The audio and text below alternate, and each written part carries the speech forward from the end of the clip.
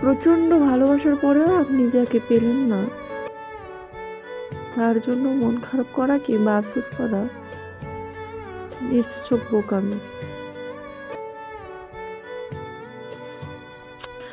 আফসোস তো সে করবে যে আপনার কাছ থেকে এত ভালোবাসা, যত্ন, আদর পাওয়ার পরেও আরেকটু ভালো থাকার জন্য অন্য কাউকে বেছে নিয়েছে।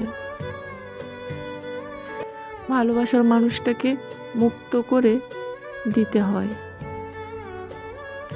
যাতে মানুষটা অন্তত দেখতে পারে পৃথিবীর আর কেউ তাকে ঠিক আপনার মতো করে ভালোবাসতে পারে কিনা, বুঝতে পারে কিনা। আর যখন সেই মানুষটা পুরো পৃথিবী ঘুরেও আপনার মতো কাউকে পাবে না, ঠিক তখন চরম আফসোস করবে, নিজেকে সান্ত্বনা দেওয়ার ভাষা হারিয়ে ফেলবে। আপনাকে কষ্ট দিয়ে অন্য কোথাও সুখ সে কোনোদিনও পাবে না, এটা নিশ্চিন্ত থাকুন। হয়তোবা আপনার সামনে নিজেকে সুখী উপস্থাপন করার জন্য নানা কৌশল অবলম্বন করবে ঠিকই, কিন্তু ভিতরে ভিতরে সে প্রচণ্ড আফসোস করবে আপনার জন্য। পৃথিবীতে আজকাল প্রকৃত ভালোবাসা যে দুর্লভ, যে মানুষ সামান্য একটু সুখের লোভে কারো ভালোবাসাকে অবজ্ঞা করে, সে মানুষ আর কোনোদিনও ভালোবাসা পায় না। কেননা ভালোবাসার মাঝেই সে প্রকৃত সুখ, তা অনেক মানুষেরই অজানা।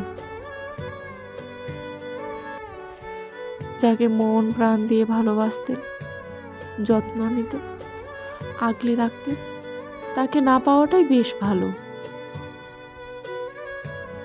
নিজের ভালো যে না বোঝে, আপনাকে তীব্র আঘাত দিয়ে নিজের সুখের লোভে অন্য কাউকে বেছে নেয়, তার কাছে আপনি অন্তত কখনোই ভালো থাকার আশা রাখতে পারেন না।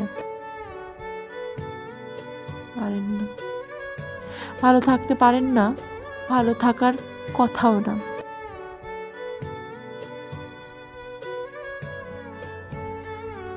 মনে রাখবেন, যাকে প্রচণ্ড ভালোবাসা যায়, তার থেকে প্রচণ্ড ভালোবাসে তাকে হারানোর বেদনা অধিক কষ্টের এবং যন্ত্রণাদায়ক বটে। আজ ভালোবাসার মানুষটাকে না পেয়ে আপনি যে আঘাত পাচ্ছেন, নিজেকে তিলে তিলে শেষ করে দিচ্ছেন, সেই মানুষটাও একটা সময় ঠিক আপনার থেকে দ্বিগুণ কষ্ট পাবে কেবল আপনার থেকে পাওয়া প্রচণ্ড ভালোবাসা, যত্ন এবং আদরের কথা মনে করে। বিশ্বাস করুন, অবশ্যই পাবে। ভালোবাসা আর সময় কখনই কারো কাছে তার দেনা পাওনা বাকি রাখে না, সময় মতো সুদে আসলে সব শোধ করে দেয়। অতঃপর আপনি একটা সময় ঠিকই তার স্বার্থপরতার কথা ভেবে নিজেকে বদলে নেবেন, গুছিয়ে নেবেন, কষ্টকেও জয় করে নিজে ভালো থাকা শিখে নেবেন।